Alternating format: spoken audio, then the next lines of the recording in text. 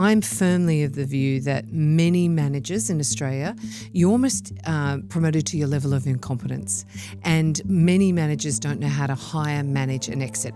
When you have a disengaged or a not engaged employee, in other words, they're a bit, the kids would say meh about working here, that costs you 34% of whatever you're paying them. People are saying AI is making them personally 10% more effective from a productivity point of view, and I know I'm seeing that in the way I'm using AI, but the businesses aren't getting more than 10% from a business perspective, and a lot of that is because there's not a structured strategy around how we're planning the workforce of the future.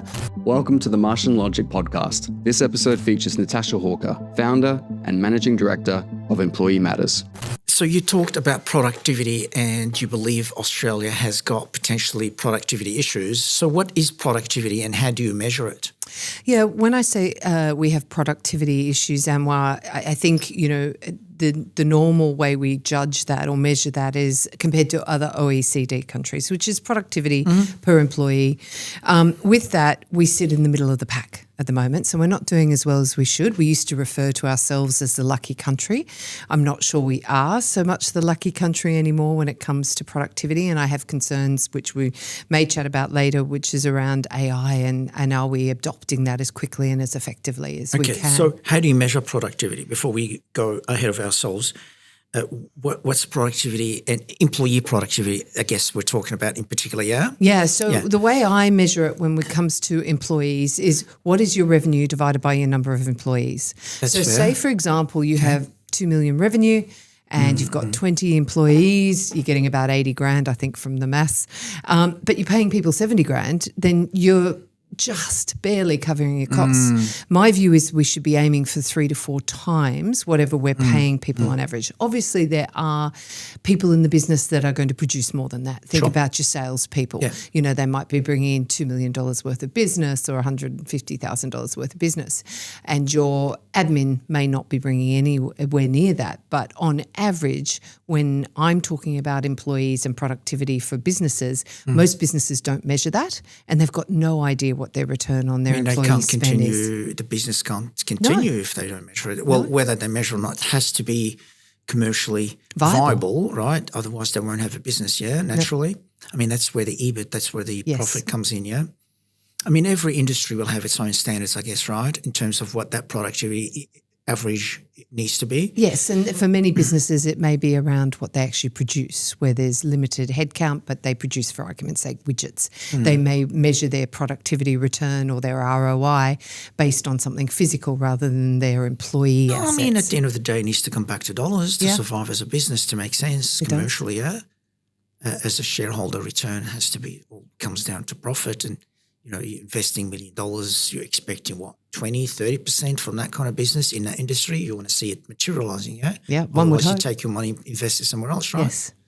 Yeah, okay. So it needs to make sense for that risk profile, for that industry, for that kind of risk profile for that business, And I think part of the issue that I'm seeing, Anwar, is, if we think back on that productivity piece, apparently the US is 23% better than we are, and that makes us think, well, do the Americans work harder than us? And on average, they don't. We work more hours. But I think what the Americans have been better at is investing in technology, investing in research, investing in things, ideas, development. The work conditions, you don't think they are better in Australia compared to, from the employee point of view, in terms of the much hours and the flexibility and stuff like that? Yes, much better. I mean, if you think about the other challenge with the US is the employment legislation varies state by state. So where here we've got a lot of harmonisation under the Fair Work Act. So, for many things you're treated the same way. For example, we have the National Employee Standards, which says, everyone gets 4 weeks leave, everyone gets 10 days personal leave, which previously was referred to as sick leave. So, yes, from a conditions point of view, much more liberal, much more employee-based. So some people argue it's very interesting. Some people might argue against this and by saying, look, well, fair enough. It's not all about productivity. It's about balance. I mean, that's pretty much that word. I know that word is thrown around, the work-life balance stuff. But in the context of this, we want it to be that way. Productivity is a bit less, but that's how it should be, in other words. But I find, that this is, unfortunately, I don't know how sustainable going forward when you've got, as a country, you want to remain competitive. I mean, you do wonder sometimes. I mean, the US, they are quite aggressive when it comes to that kind of stuff in terms of the leverage companies have when it comes to getting more out of their employees from the employment law around them and the law of the land kind of thing. And can a country like Australia not be competitive, not be part of that? What's your views on that? I think Australia can be competitive, but I think we need to do a few things better than what we do now. So I'm firmly of the view that many managers in Australia, you're almost promoted to your level of incompetence. And many managers don't know how to hire, manage and exit at a bare minimum. And there's so much more to managing a team effectively and really maximising that return on investment. So not necessarily we're talking about more hours and whatever. We're talking about getting most out of your people on, let's call it, on an hourly basis, for example. So as an example, if you have non-performers in your team, as in they cannot do the inherent requirements of the job, or they're what we call disengaged or not engaged. So engagement is a measure of discretionary effort. And what will make someone go above and beyond for you as their boss, not just because you're paying them, but because they're so bought in to what you are and what you do and your vision for your business. So how do we hire, manage, motivate, retain and exit non-performers really effectively? Often we go into organisations to help exit someone and we might say, how long has that person not been performing? And it can be years. And it's like, do you have any idea what that's costing you? Not only not getting the return on that individual, but the employees around you then start to disrespect you as a leader because you're not leading. There's usually a cheer squad when somebody who everybody knows has not been performing at the level they're required to perform at leaves because they've been carrying the load for them. Do you think over the last 7 years this has become a lot worse? I mean, accelerated, the so-called accountability muscle has really diminished? I think what we weren't good at, I thought we were great if you take it back to COVID. When COVID hit, everyone picked up their computers and walked out the door. What we weren't great at was managing people face-to-face. We're even worse managing them remotely. What doesn't get measured doesn't get done. Sure, now, people... But isn't that also the other factor I'd like you to touch on as well? So you're absolutely right. COVID made it worse. You're absolutely right. If you can't manage someone in person, how do you manage them online? True. But also the rise of the council culture through the Twitter world and all that stuff as well. A lot of CEOs are scared. An organizational psychologist consultant that works with CEOs, she said to me, there's a thing called accountability muscle. It's really boards are very, as in the board of directors, those boards are frustrated with their management teams. They feel as if they're scared to really performance manage people properly, especially, be able to let go of the people who are dragging as a drag on a team. And they, and they get frustrated, and that's why they hire me to work with those CEOs and management teams. So if you can touch on that too. Yeah, I think there's two things there. One is they're not clearly articulating what success looks like for that individual and each of those individuals in the team. What are we striving for? What is it when it's done? What does it look like? That's number one. That's not being communicated. Number two, if there are any inkling of non-performance or disengagement, or even where often managers see there might be, or they suspect there might be some sort of mental health issue, don't want to touch that. And so they'll avoid that. And then they won't have that difficult conversation. What I often say to managers is they need to be having those conversations from day one. Would it be okay if I give you some feedback, Anwar? I'm going to tell you what I think you're doing really well. I'm going to tell you where I think we could improve or where we've got a gap. Would that be okay with you? And if you start doing that informally from day one, you're going to get a much better return more quickly. But then if you do have to have that more serious conversation, and let's be really clear about this, the reason why people exit people is often a very good reason. But I often talk about the fact that, ignorance is not a defence. So you have to follow a certain process to make sure that termination was not unfair, unjust or unreasonable. Most managers couldn't do that. Not without some support. And therein lies the problem. Like, we're paying them a manager's salary. So interesting. So you don't have a I really love the way you're approaching this, and I can feel it right now. So where that, for example, I've used the word accountability muscle being, smaller these days with CEOs. Yes, the pressure from the council culture and social media, being hammered on social media maybe is a factor, but I definitely believe from what you said, I felt that if you don't build that accountability framework that's equitable and auditable and it's got visibility and equity to it, then you're always going to feel that, you don't have enough of that history of that to be able to hold that person accountable. So in other words, it becomes like complacency and leads to depression when you say someone's sitting on the couch, they know they should be doing something, but they don't do it, and they end up feeling worse and worse, and they get depressed about it. This is almost similar of that sort of vicious life cycle.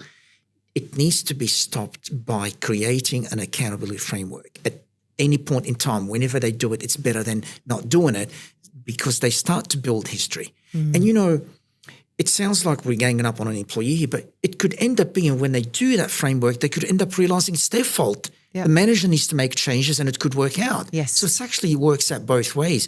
It cannot be negative if you build an equitable and visible and auditable framework to hold to really show what's going on. Absolutely. To measure the performance somehow. Yeah? Yeah, I totally agree. And I think the other thing that I think people are not realising, and it comes back to that psychologically safe workplace, we now as employers have to provide, to your point around the US being much easier, it's easier to fire someone in the US, way easier than it is here. Yeah. We have to provide a psychologically safe workplace. So what does that look like? Every business in Australia now has an onus on them to do an assessment and ask their team how they feel. Are they feeling like they're psychologically safe? You then have to collate those and consult with your employees, work out what your top risks are and mitigate against them. So we actually have a duty of care as business owners, you and I, to make sure we're providing a psychologically safe workplace. I know what you mean, absolutely. Like everybody would agree with you on that. But where my brain stopped is, a country like the US, they also need the same quality when it comes to psychologically safe environment. I don't believe it's sustainable to have high performance that's built on house of cards, meaning when people are forced to do things, they feel they're forced, they don't believe in the mission, etc. Especially when it becomes a competitive industry where they have options, they're not going to stay with you if they don't have that environment. It's just not sustainable anyway. Yeah, so then then the flip side of what we're talking about is... So I don't know why you thought... I know you didn't mean it. I just wanted to clarify. Yeah. It's not just about Australia. Any country needs that, no? Every country does. Yeah. But obviously most of my experience is in Australia. So, that's where I've worked in the US and I've worked in the UK and India, and they're all very different. But... particularly, I think Australia has a need to, just because I'm passionate about it, I run my own business. How do you build a business that people want to work for? How do you attract a queue of people lining up because they want to work for you? It was funny, I was reflecting on this not so long ago. When I started this business, I'd meet people in a cafe and it's like, and they'd choose to come and work with me. And I'm like, how did you do that? Why did you do that? When I was just a startup, a fledgling startup. So how do you make yourself attractive as a business and as a leader? And how do you give back to your employees so they want to work hard? They want to excel for you. They want to use their initiative. I talk about a model that will pop in the show notes called employee commitment. And it talks about prisoners, low levels of engagement, low levels of performance.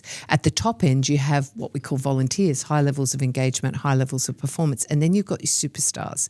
So if you walk into any organisation, you want to maximise your volunteers and your superstars. So how do you find those people? How do you retain them? How do you reward them? The volunteers being volunteering to go the extra mile. Is that what you're referring to? Yeah, high performance, high levels of engagement. They're bought into your mission, vision, and core values, and they want your business to be successful. We need 80 to 90% of our workforce in that space. So you want people to be doing high performance for the right cause, not just for money, for example. Yes. It's got to be beyond that. That's what you're referring to with the volunteering? Yes. It's got to be beyond that. Like if you think about, a lot of the people that I've managed to attract to my business could earn, in some cases, almost double what I can pay them to go elsewhere. But they work for me for different reasons. Some it's around flexibility, some it's around giving back, some they want a portfolio of clients. What's giving back? What are you So one of my employees, Ros, she works 3-4 days a week for me. Our clients value because she's 30-year veteran. She plays golf, mad golf nut. Likes to play on Friday, but she gives back. So for her, giving back is around Hammond Care. Hammond Care is an end-of-life organisation, respite, and she goes and writes people's life stories. And that's part of what fills her cup. So she has a portfolio client. But when you say giving back, as in the flexibility arrangement with you allows her to give back, or is she doing that on your time? No, the flexibility arrangement allows it's the flexibility. Yes. Okay.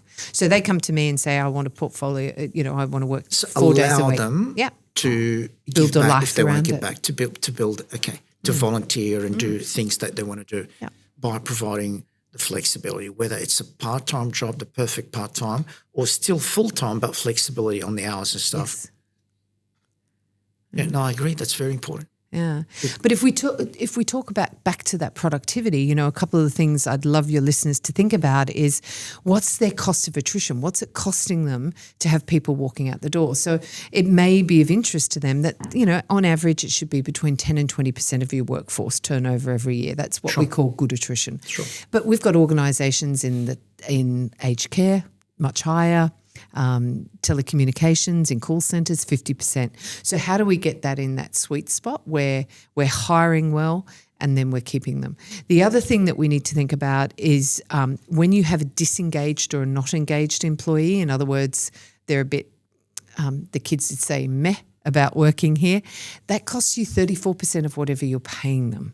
And the reason for that is they're not going that extra mile for you. They're not working hard. They're cruising. They're not trying to grow their skills and abilities. So these are all costs to a business that I think many business owners aren't seeing. Let's go back to the point that we started, which is an amazing point, and thank you for being here to talk about it.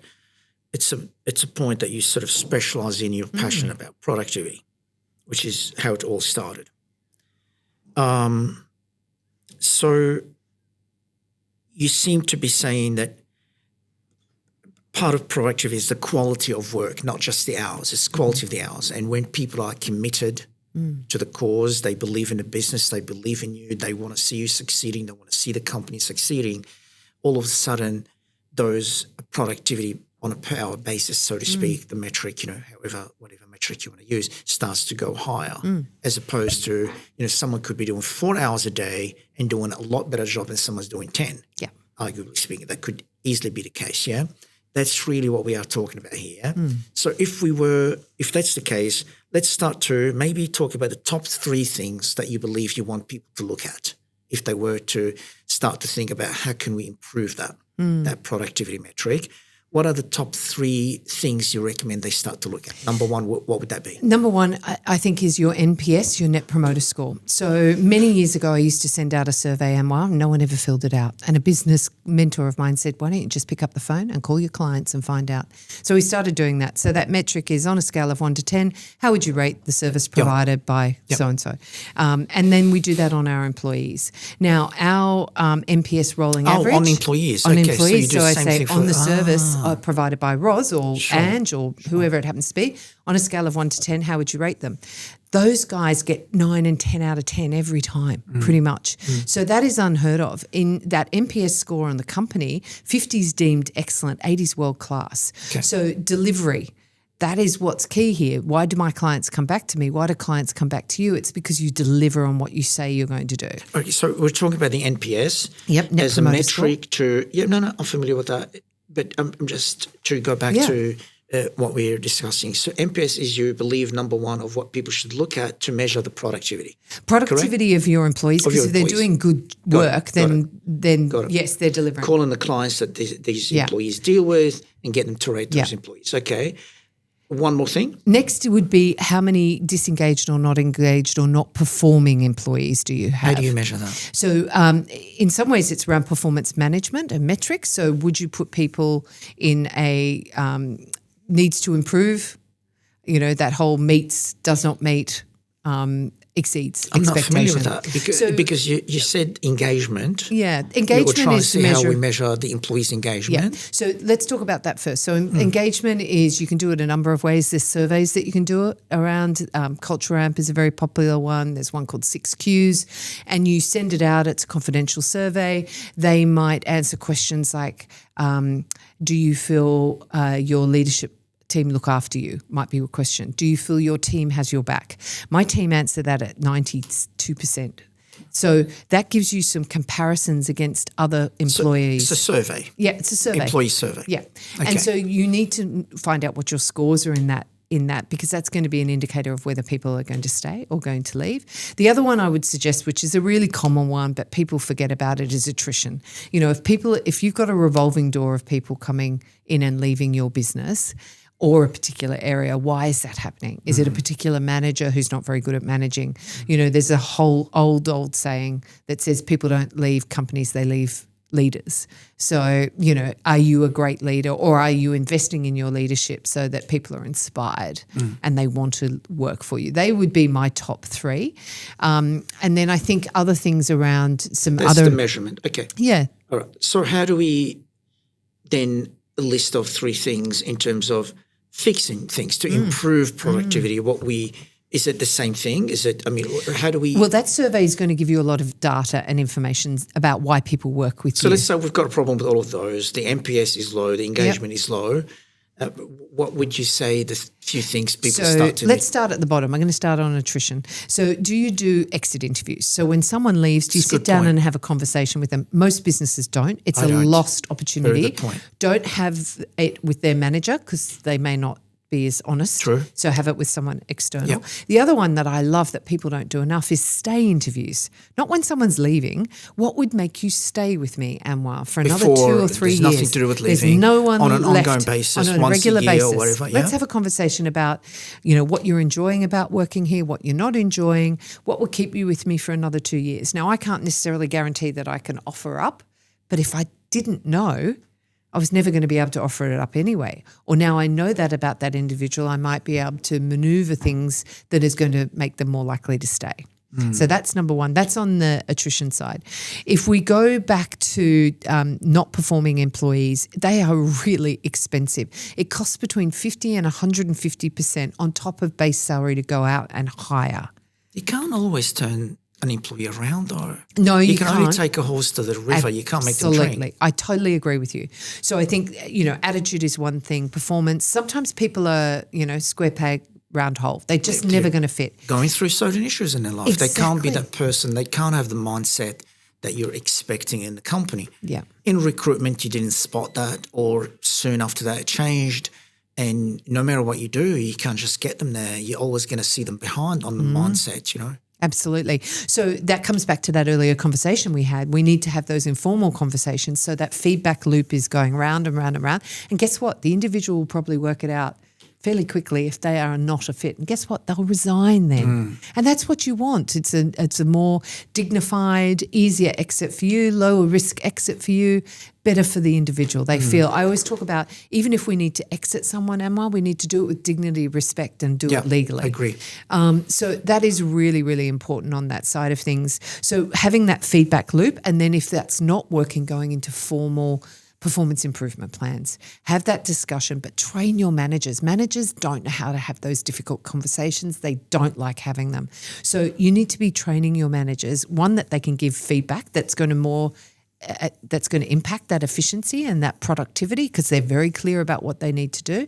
And then if it's not working, that they're comfortable to have those conversations that says, hey, things are not going so well. We need to go into a more formal process. So train the managers, give them the tool, the accountability framework, such as a performance management tool, whatever, and train them on how to use it and create cadence for them or whatever. Create a kind of framework of how to do that kind of continuous performance management. And I think this one's really simple. And do shout outs. Like when somebody is doing a behaviour that is positive, that is affecting or moving the needle in a way, shout it out to the rooftops and make that something that people can do not only top down from a manager perspective, but peer to peer. Guess what? Success leaves clues. Yeah. And, we have a shout out channel on our chat, and people at any time can put something in there, and then everyone jumps in and claps and cheers, and so that behaviour is more likely to be repeated, and everyone likes a little pat on the back. So it's a really simple way to make sure that you're getting the behaviours that you want being done time and time again in the business. Okay. I've got a point here about the topic I want to talk to you about. We might have covered it.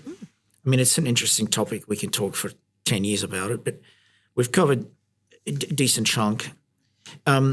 Problems, I've got here, keyword problems and solutions potentially as well. So what are some of the things that you find, for example, when we say a country like Australia could do better with productivity? What do you, from your experience, the top two issues, for example? I think the top two issues are two things. One is R&D is incredibly expensive and complex in this country. So personal experience, built a piece of software. I've done 2 R&D grants. Oh, my God, Anwar. It is complex. It is time-consuming.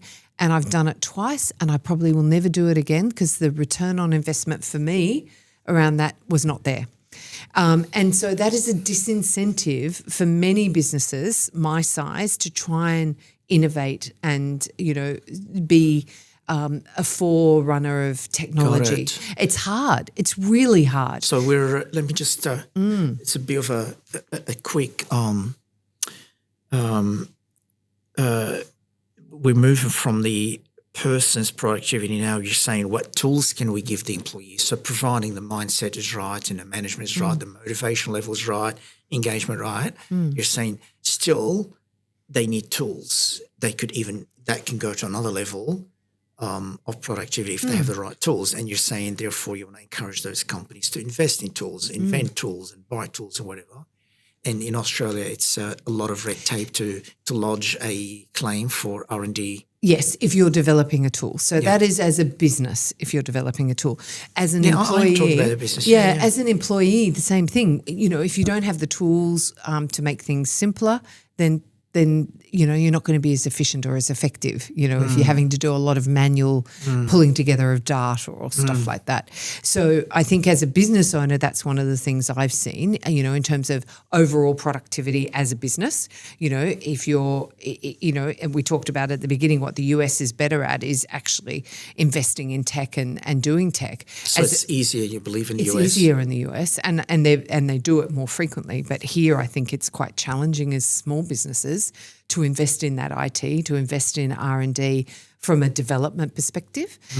So I built a tool called Employee Metrics, which is a diagnostic tool which assesses a business for its current levels of HR compliance, risk and best practice, does a traffic light report, recommendations, and then a 12-month program of work.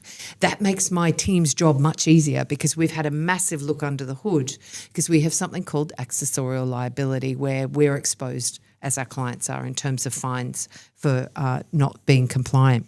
So that is one thing. So giving that tool to my employees makes them more efficient, gives the client more bang for their buck, but it's challenging as a business owner to invest in that. So it seems like we're covering here from the productivity point of view. You're saying the laws in the country, employment laws and whatever, could help the businesses to feel that they can control their own destiny better and be able to let go of people who could be perceived as a drag on the business.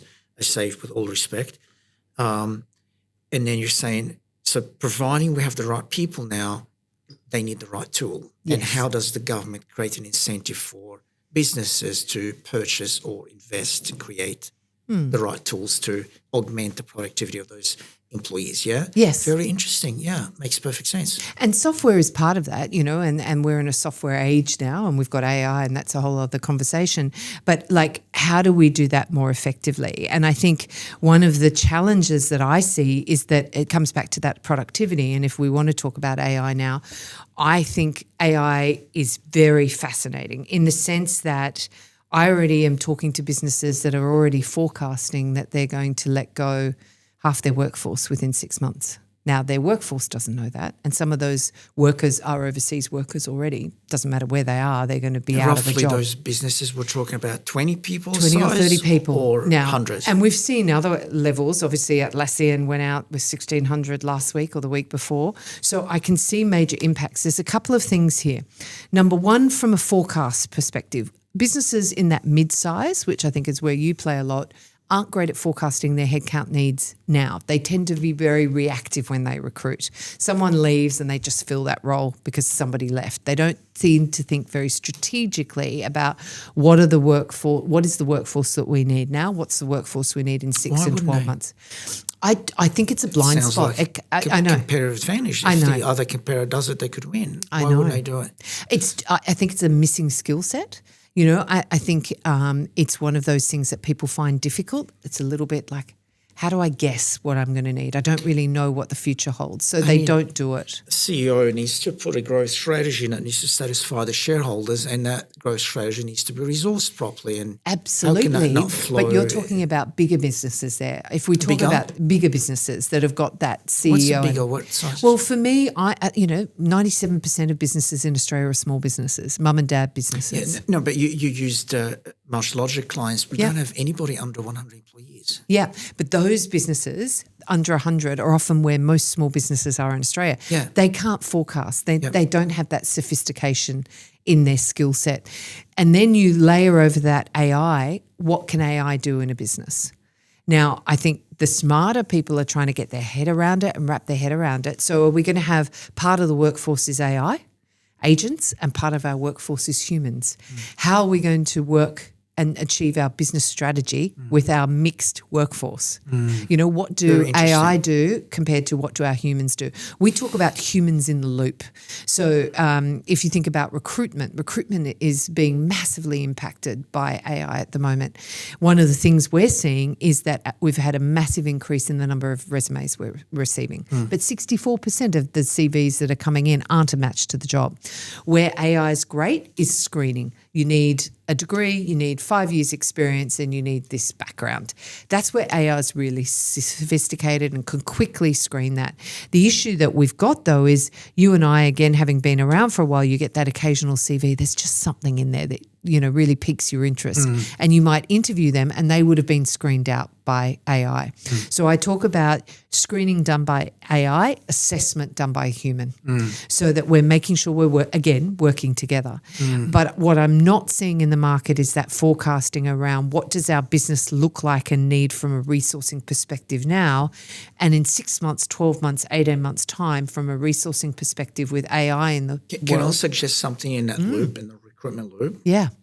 The screening on paper or via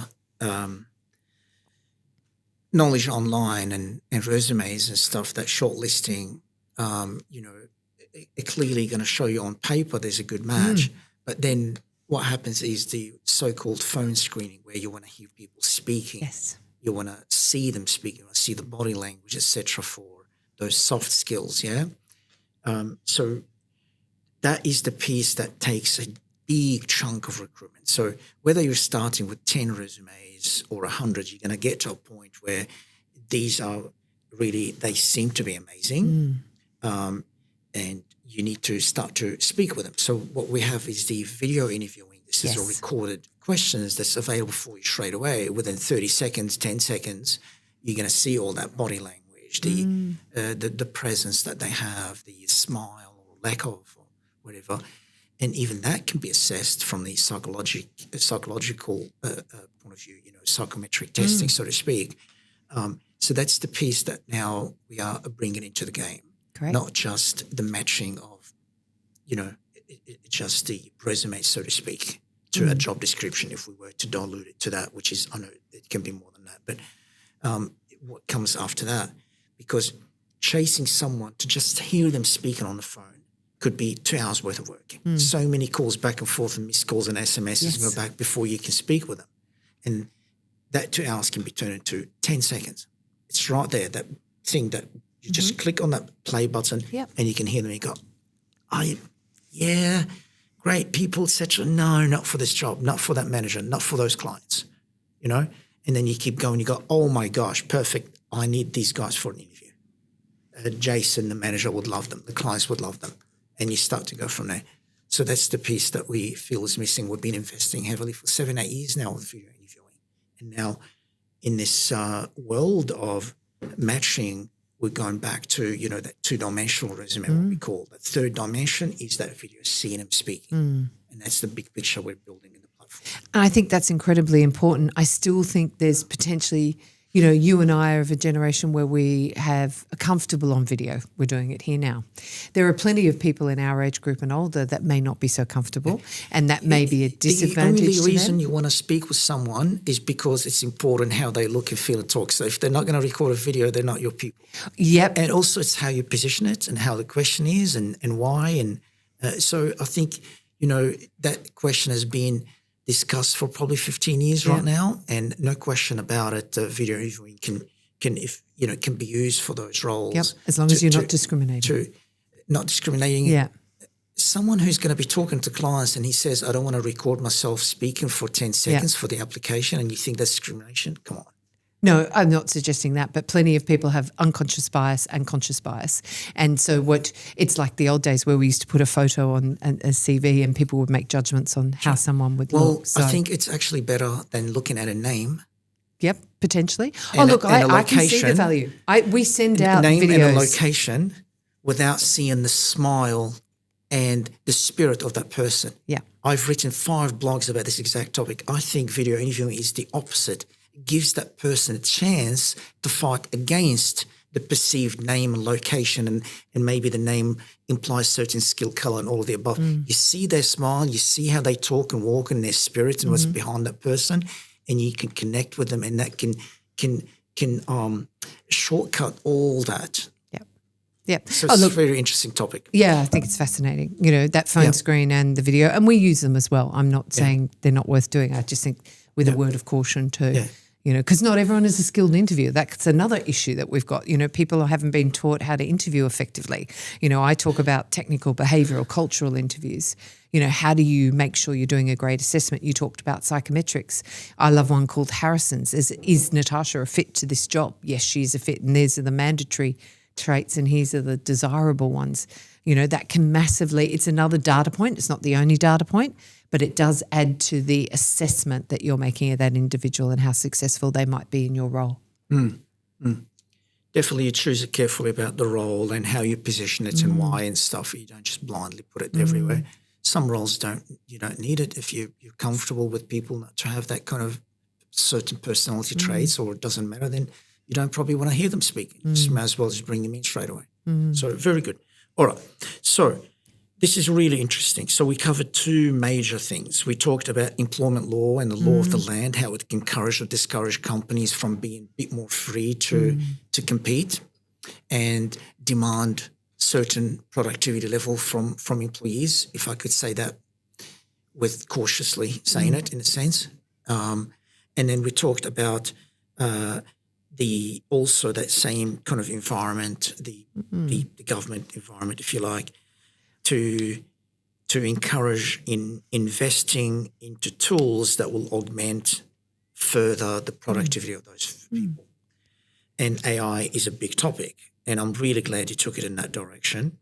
So you believe the government can do a little bit better, especially with AI now, to encourage businesses to explore and invest into AI? I think the challenge is the law is taking a while to catch up. So one of the concerns that I've got, if we think about that performance management, and again, AI is moving faster than ever before.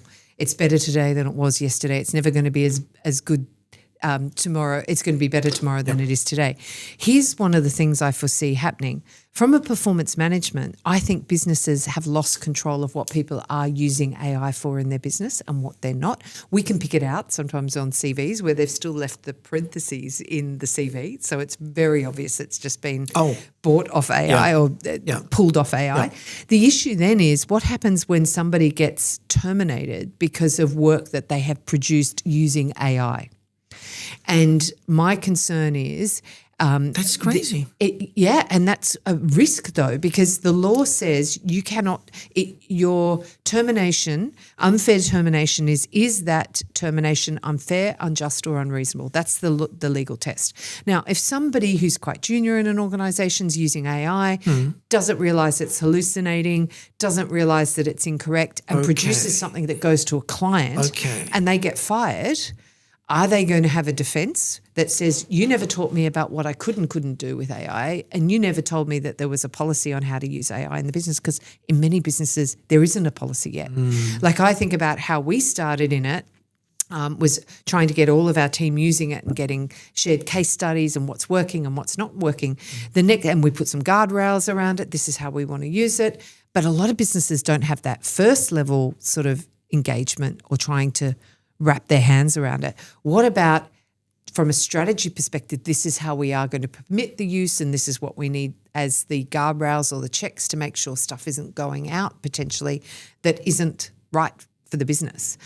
So I do have a concern that we're going to start seeing some people being terminated because they're producing AI or overly reliant on AI, and their defence will be... So that's a combination of the law. Yes. But also companies to start to create policies to make it clear so employees don't feel scared of using AI. Yeah, because we want them to use it, but we need to manage it in a way. And everyone has different levels of tech knowledge and ability. And I think the other thing that's worth commenting on this point too, and many of your listeners are aware of this, is we do have very complex employment relations legislation. Probably the most complex in the world. It is amazing. Like even just recently, around respect at work, we have 1 in 5 Australians are sexually harassed in the workplace in the last 5 years. We now have an obligation as employers to go out to the marketplace, to go out to our workers and find out what they think their risk of sexual harassment is. And then you need to take that on board. We just had our first case land this morning where an employer, a director of a business in a cafe, had sexually harassed and assaulted an employee. He had hugged her, kissed her, and then told her to take some money out of his wallet. He's been fined $90,000 in fines and compliance risk. Now, he deliberately asked somebody else to leave the office, so he had an opportunity. You have an obligation as a business owner to teach your people what sexual harassment is and isn't, and you have to mitigate any risk. So if I use my own business as an example, we go out to client sites. So when they're working at home, they may be perfectly safe. When they go to client sites, they're at risk because I have to make sure that my clients are not going to sexually harass them. So there's and that comes back to that red tape piece. There's a lot of red tape for businesses to get their head around when it comes to managing a workforce, let alone managing them to optimise their performance. Sorry, on that sexual harassment piece, I'd really love to understand that point. So what are you recommending or saying here that's missing? Just on that point, yes. So you're saying a lack of training? Lack of training. So what is it? What isn't it? So every business should be running appropriate workplace behaviour training every year, a couple of times a year. It should form part of the orientation. So our clients use our compliance platform, especially schools and aged care. And part of the compliance we do, it caters for checks, training, learning compliance and policies. And the learning piece plugs into we're a reseller of Go On, and there's numerous courses on that topic, and they all have that topic, sexual harassment and bullying, whatever, part of their compliance training, mandatory and needs to repeat every year, and it's that is what we're talking about. That is what we're talking about, but also lead by behaviour. So, I always get a little nervous when it comes up to Christmas time because we need to remind people what happens at the Christmas party needs to be managed as well. So even when you go to a place outside the work, that is an extension of your workplace, and all those workplace 100%. Rules still apply. Yeah. I think training is fundamentally what is still missing in many organisations, and we need to get better at that. We need to make sure that our managers lead by example, do sensible things like if you are having a work Christmas party, make sure everyone's done the training, send out an email communication beforehand saying, just a reminder, these are the sorts of behaviours behaviours that are and aren't appropriate. Yep. Have a couple of people that are not going to be drinking that can make sure that anyone who has taken too much gets in a cab. How did we get into that topic? Because we were talking about the AI training and stuff, which is thank you. That's great. It was a great point to cover. I'm not regretting it. I'm just saying, trying to go back to where we were. We were talking about AI and a combination of the law. Yes. There's some more clarity and stuff for the law, flexibility, clarity, all of the above. And also companies to start to really take policies of the use of AI more seriously. That then and only then people feel comfortable of using AI because they know what they can do and not do. And that will then lead into that productivity. But I think that's part of it. The other part, Anwar, is workforce planning. What does our workforce look like now? What is it going to look like when we have a whole lot of agents combined with employees? What does that mean from a redundancy perspective? And what does that mean? We're going to need to reduce our headcount. Where does the headcount get reduced? So that workforce planning you're right. is big. The workforce is going to be hybrid. There are going to be AI agents coupled with people. Well, do you think the law's going to have to deal with that at some point? Yes, I do. What does it mean, and what does it the dismissal, in other words, if that's the right word for it, would that is going to be more flexible in terms of there's redundancies because AI can do this. Yeah. Do you think we're going to have to deal with that as a I think society that's coming in already. Like some of the unions are agitating for, consultation on AI, because at the way it works at the moment is if you think you've got a need to reduce your workforce, you need to consult with your employees and say, this change is coming. This is what we think the impacts are going to be. There may be some redundancies as part of that situation. So I would suggest that many businesses now need to be looking at what are the implications of AI specifically for their business, and then, I read an article the other day that said people are saying AI is making them personally 10% more effective from a productivity point of view. And I know I'm seeing that in the way I'm using AI, but the businesses aren't getting more than 10% from a business perspective. And a lot of that is because there's not a structured strategy around how we're planning the workforce of the future, what that means for our people. This is such an important point. Let me just break it down.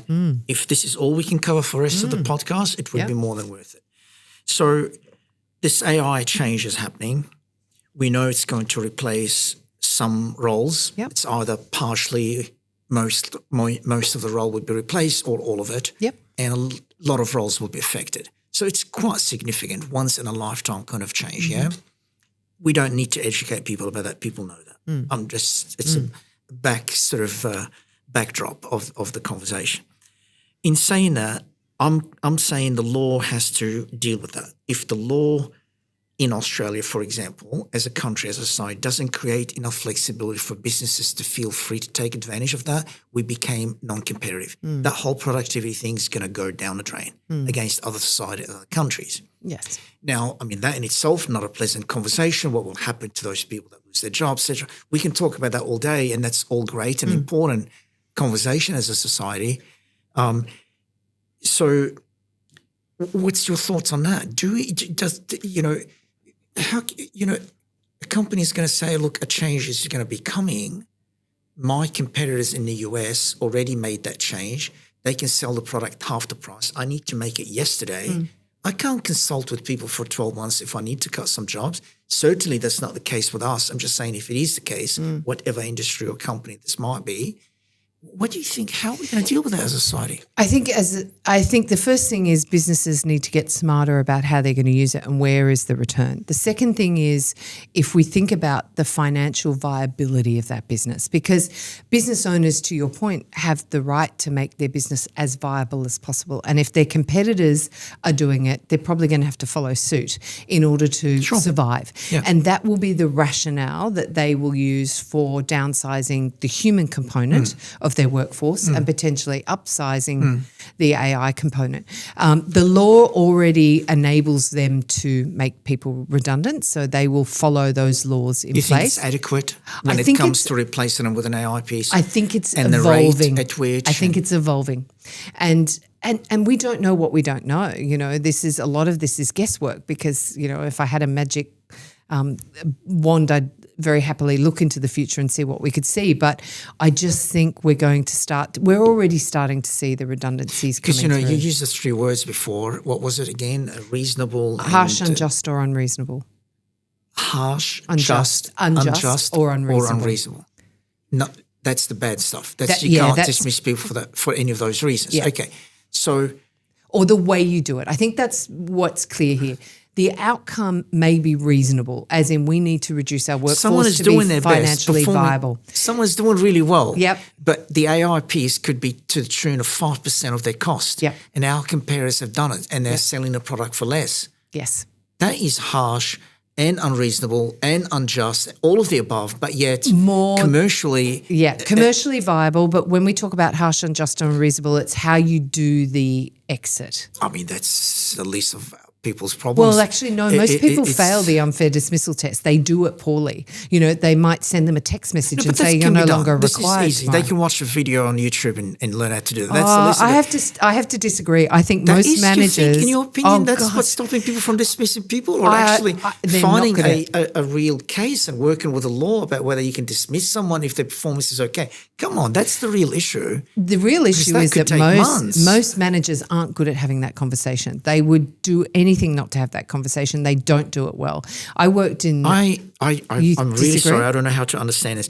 You're saying the reason why people not dismissing people because they don't know how to have the conversation with them? They avoid it. They definitely avoid it. Now, there may they think they have a case and they do it because they are scared of doing it poorly and then they fail. So they can get an HR person to do it if that's the case. But many people don't have HR people.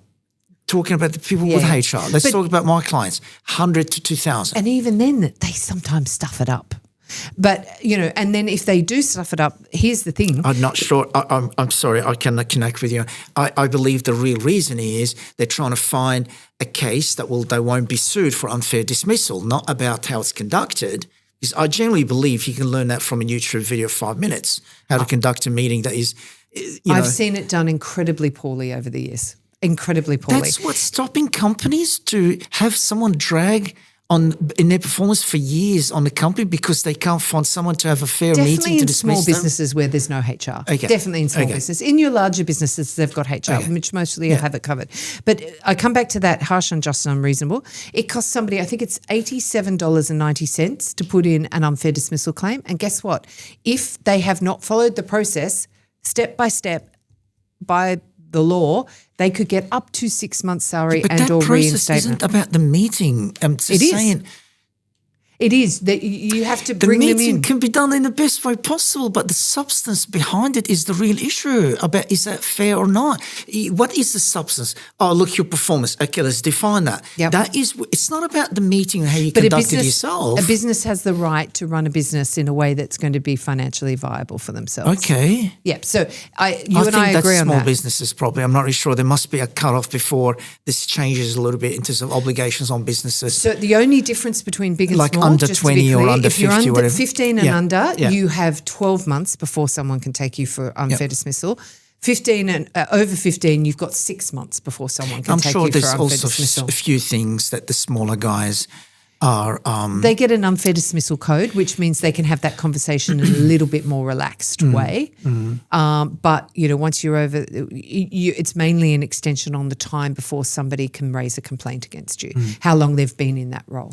Yeah, I'm talking about if you feel there's a problem, you've got to give people a chance to fix that. And that can take a long time. Months. It requires an intelligent and fair framework to execute that within.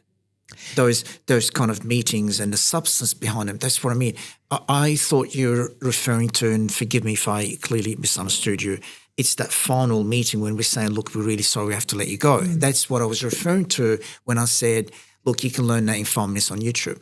So really what I'm saying, yes, I agree with you. Maybe this is conducted so poorly with too high of a percentage of the time in this country, but it really is what is really, in my opinion, our employment law makes it maybe too complicated. A lot of companies are scared. I would agree with you. How do they create a business case, a case that can be defended in court in case of an issue? How can we make it defendable? Right, in terms of why we want to let this person go, meaning we were fair about letting them know and giving them a chance to improve or blah, blah, blah. So that is where they really, it's a lot of work and they don't have the skills and it falls in a too hard basket and they end up really, it ends up being too much of a drag. Yes. And there are other ways you can do it. There are always options. There are riskier, more expensive options. For example, in that situation, one way that an organisation may choose to exit a one-off person is if it's not working, they might have a conversation and say, let's have a conversation without prejudice, which means under a cone of silence.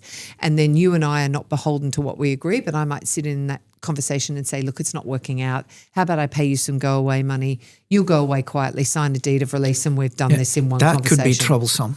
It can be if leading someone or giving them, that's right. Can't so just, that's why you need help and support to have that conversation. Well, it's called a mutual separation. So it is an option on the table, or you can go down the redundancy route. To suggest to someone that they should be leaving because of financial benefits or something, that in itself could be an issue. Yes. No? Well, no. So I'm saying there are always options on how you can exit someone from your organisation, and a without prejudice conversation where someone's I'm just saying, not proves performing. my point. It's about the substance, not about how you conduct yourself in a meeting. There's really proper employment law, serious things about the fairness, meaning there's a real substance behind it.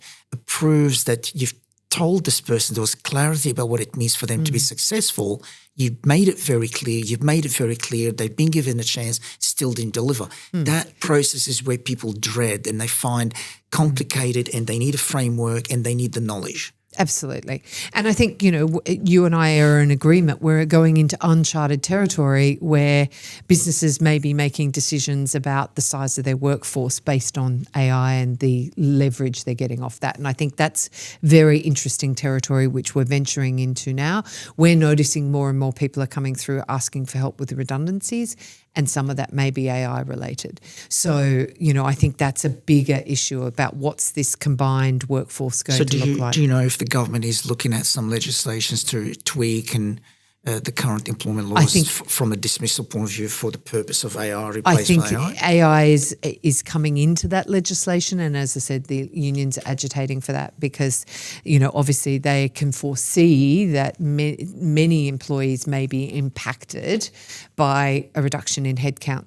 Think about programmers. There's a lot of programmers that have lost their job. Where are the jobs going and where are they coming from? Electricians, probably safe. Plumbers, probably safe for a bit longer. Lawyers is a concern, So the workforce sands are shifting. And I think, I'm not clever enough to foresee what it's going to look like, but I've got some ideas of what it's going to look like. Universal income? What do you think about this idea?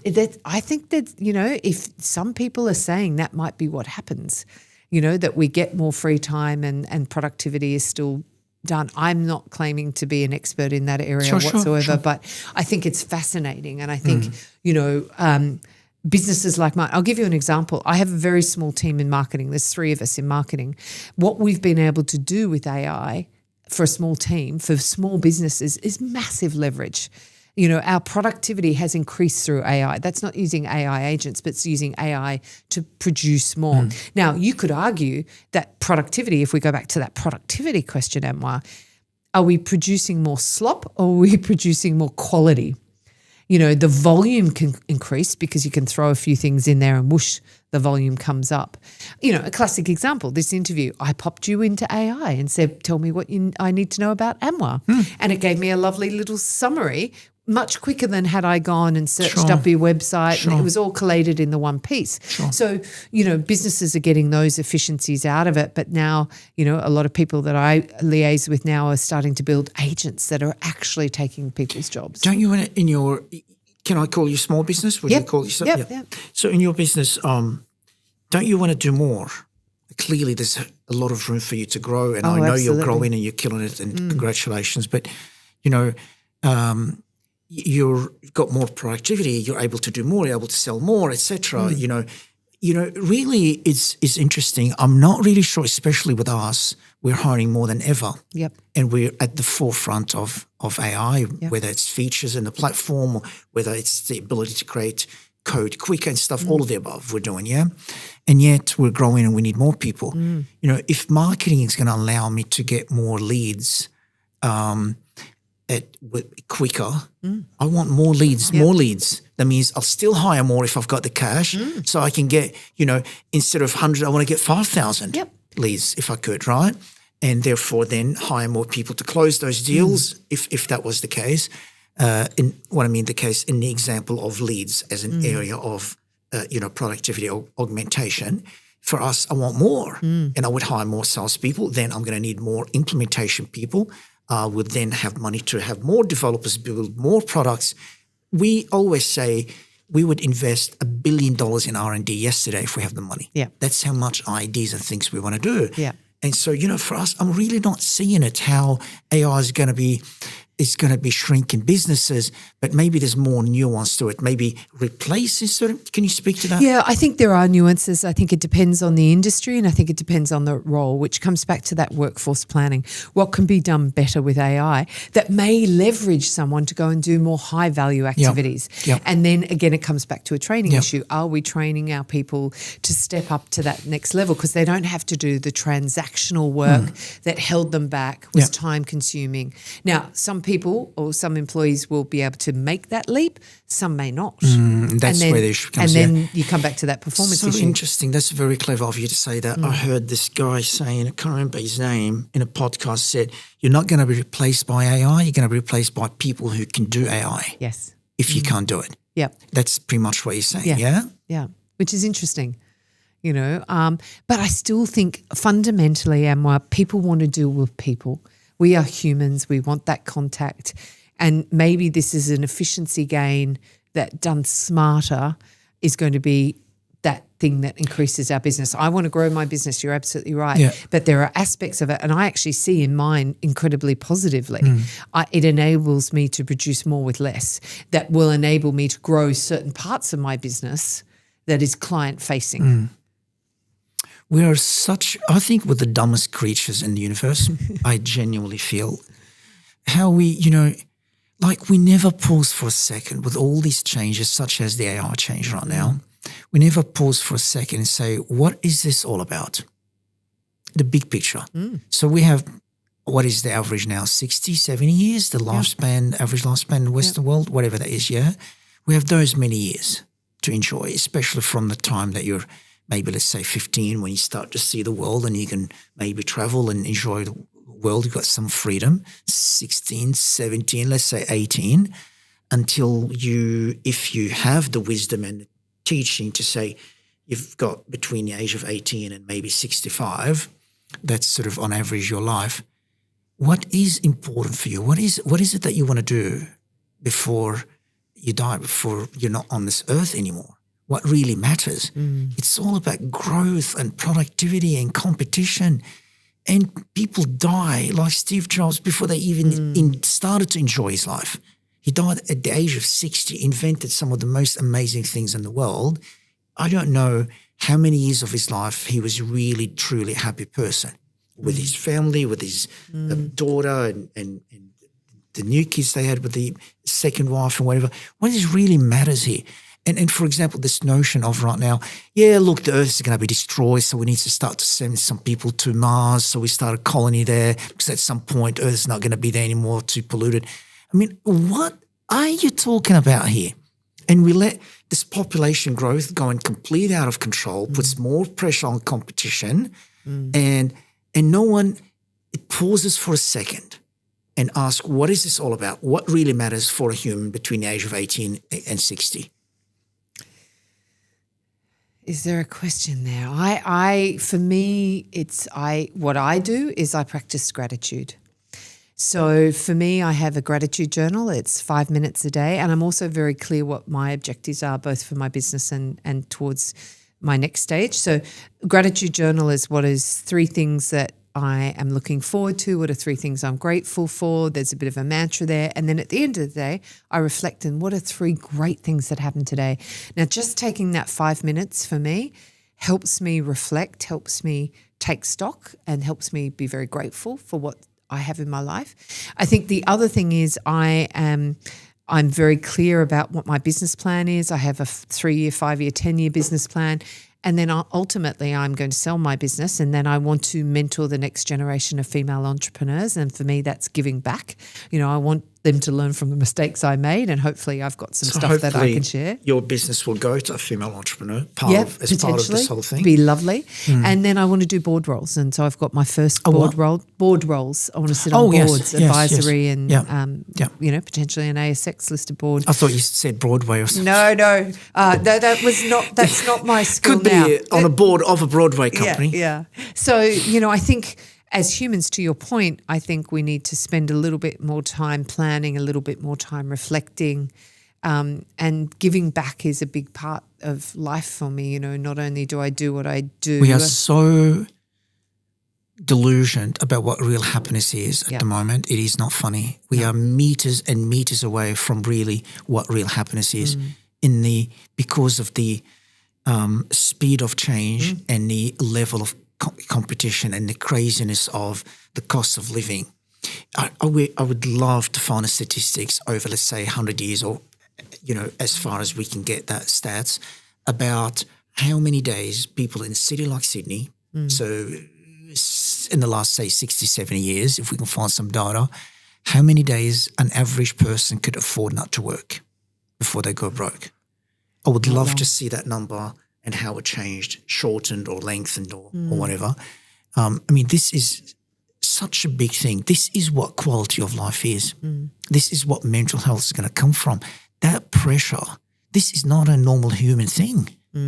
I don't think we're meant to survive or live in an environment like that. How can you possibly say to someone, focus on what's important when they think they've got only maybe 15 days from the time they lose their job until they go broke? They can't afford their rent anymore and whatever. There is something fundamentally wrong about this society. And then you're working from your primeval brain, and then that impacts your performance and so on. Look, I think it's really interesting. I spoke to a guy in the US, Smiley, and I can't remember his surname, and he talked about, and that's the other thing that we've got, is potentially 5 generations in the workplace, from our baby boomers right through to Gen Zs. And he said Gen Zs are really depressed. And it's like my son at 16, 17 says, I'll never be able to afford to live in Sydney, Mum. That they've already worked that out at 16, 17. I don't think I was having those thoughts at 16, 17. Quality of life. That's they've already. That's so unfair. I was born in here and I can't live here. And also, I work in here and I can't live here. Yeah. It kills me. I learned that about 15 years ago. I swear to God, every time I think about it, it depresses me. How when they said the frontline workers in cities like New York and London and Sydney, whatever, cannot live where they work. It hit me so hard how unfair that is. Yeah, we need to do a better job of distributing our workforce and our people in different suburbs so that they can. We had that same instance. My kids went to the local public school, high school. We couldn't get high school maths teachers because they couldn't afford to live in the area, and that's really sad. Or an hour and a half drive otherwise or on train. That's not a lifestyle. 3 hours in They turn up commuting. and they're tired and exhausted already. God, it's an average thing to spend 3 hours in London for frontline workers to be on commuting 3 hours a day. It's not actually a big deal. And that's why we have burnout and we have attrition in the nursing profession. I'm not even sure what that is, but I'm sure it's high. So gratitude. I really respect you for saying that. I know a little bit about the topic.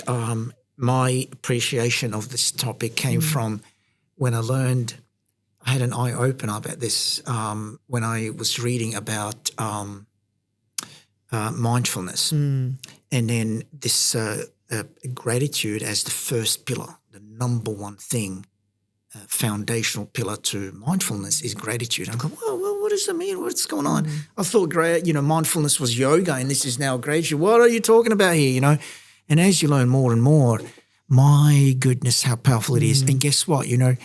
I grew up, I come from Christian background, Christian Orthodox background, although I'm not really a practicing Christian as such, but I respect the culture very much. And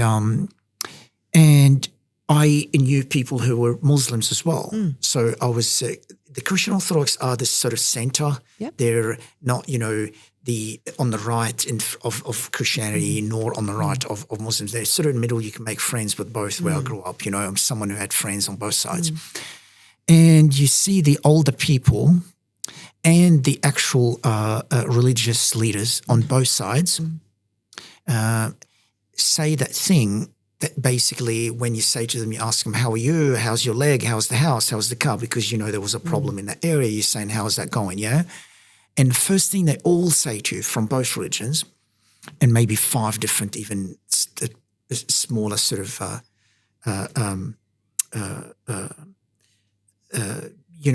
different, sort of, with Muslims cultures, you've got 4 or 5 different Muslims, and same with Christianities, you've got the Catholics and Protestants and all that. So across the board, yeah, the older guys and the religious leaders, they would say this thing about before they answer anything, before they start to tell anything, they go,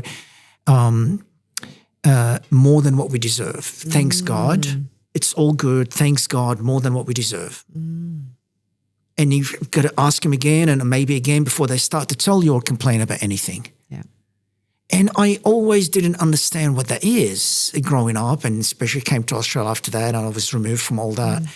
And when I learned about this gratitude thing through mindfulness, I started to connect the dots. All those religions have gratitude as the number one thing.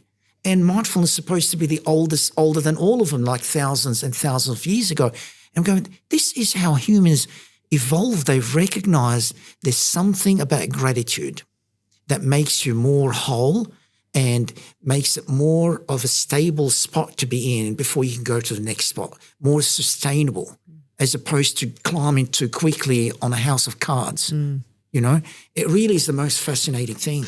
I enjoy it. I've been doing it for about 5-6 years now, and I keep all my books, and occasionally I'll flick open to something 2 or 3 years ago and just see what I was thinking about on that day, and it's really lovely to use it in that way too, as a reflection Absolutely. technique. I really respect you for doing that. 5 minutes a day. Yep. A journal. It's quick. You talked about mindfulness. I also meditate, but I'm not very good at that. I'm a type A personality. It's hard, isn't it? I know. But, people will say, I tried meditation once and it didn't work. Well, it's all about the practice. And so I keep practicing. Yeah.